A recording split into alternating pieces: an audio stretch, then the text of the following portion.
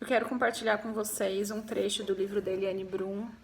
A Eliane Brum é uma escritora brasileira, jornalista excelente e muito necessária no contexto político das últimas décadas.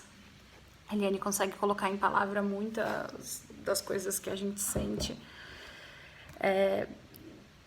Eu acho que cabe trazer esse trecho, essa reflexão, porque eu tenho visto muitas pessoas compartilhando várias angústias, mas principalmente eu acho que muitas pessoas de caminhada, de luta e de combate a violações de direitos humanos, de promoção dos direitos, que trabalha com públicos vulneráveis ou com liberdades, tem estado mais difícil.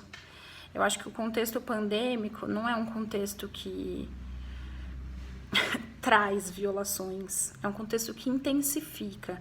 Quando a gente fala sobre acesso à água, acesso à educação, acesso à saúde, não é a pandemia que trouxe essa realidade. A pandemia está escancarando e intensificando essa realidade, mas são problemas que não são de hoje. A violência de gênero, que as pessoas têm relatado muito, aumentado em questão de isolamento social. Então, todas essas questões sempre foram muito difíceis, algumas delas, de trazer para o debate público.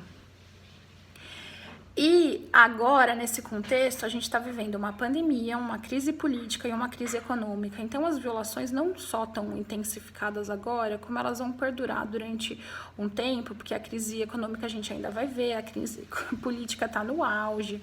Então, colocado isso tudo, fica a reflexão, que eu acho que a gente tem desanimado muitas vezes. Tem sido muito difícil travar algumas conversas em contextos públicos e coletivos pela essa polarização. Então fica aqui também o meu compartilhamento de que não está fácil, mas que a gente se una e se compreenda e tente sempre criar os espaços de diálogo e reflexão.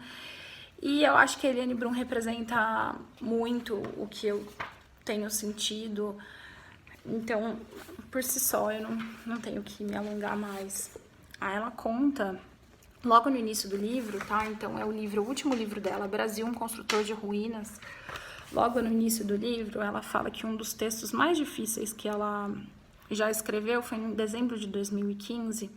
Ainda era o governo da presidente Dilma, mas ela já se apresentava uma ameaça do impeachment.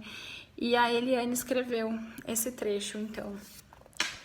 Talvez tenha chegado a hora de superar a esperança, autorizar-se a desesperança, ou pelo menos não linchar a quem ela se autoriza.